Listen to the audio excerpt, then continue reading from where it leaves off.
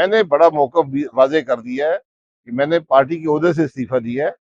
मैंने जिंदगी में पार्टी का ओहदा मेरे पास नहीं था। 2019 में मुझे नामजद किया गया सीनियर वाइस प्रेसिडेंट। तो अब मेरे नवाज साहब आई हैं, तो हम चाहते हैं उनको फ्री हैंड मिले, वो अपना काम करें। तो मैं पार्टी के साथ हूँ, पार्टी के वर्कर हूँ, जो पार्टी जिम्मेदारी लगाई करने को तैयार हूँ, लेकिन ओहदा मैं नहीं रख सकता। कल साबिक सदर परवेज मुशर्रफ की तस्वीर दिया कराची में भी, उस हवाले से क्या मौक़िफ़ है, आप क्या समझते हैं कि देखिए, अल्लाह ताला की मफ़फ़ फरमाए। बाकी वो तारीख के हिस्सा है, तारीख ही उनको जज कर सकती है। ओवरऑल आप आम इंतखाबात कब देख रहे हैं कि कब आम इंतखाबात अपने वक्त में होंगे, ये अक्टूबर में होंगे। आम इंतखाबात सूबाई के पहले हो जाएंगे, क्योंकि असम्बली तहलील कर दी गई हैं, 2 सूबाई असम्बलियाँ। खान साहब का फ्यूचर देख रहे हैं कुछ आप? खान साहब का फ्यूचर खान साहब के हाथ में है। आप आज सूरत हाल तो मीशत की है ना, मीशत की बात कोई करता है, मुल्क के मसाइल की बात कोई कर रहा है? सब कोई इलेक्शन की बात करता है, कोई ओहदों की बात करता है।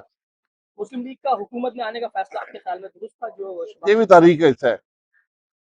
दुरुस्त है नहीं था, क्योंकि अगर हुकूमत ना आती तो और क्या होता पाकिस्तान में, इसका तो इल्म नहीं है ना हमें, क्योंकि कोई इदारा भी इमरान खान से बात करने को तैयार नहीं था। अभी जो केयरटेकर गवर्नमेंट के आई है, या फिर आज ये कहा जा रहा है कि पीटीआई के जो इस्तीफे हैं वो मंजूर नहीं होंगे और कुछ ऐसे फैसले आ रहे हैं, तो आप क्या समझते हैं कि ज़िमनी इंतखाब में ताख़ीर होगी या नहीं, ज़िमनी इंतखाब तो ये अदालत ने फैसला करना है।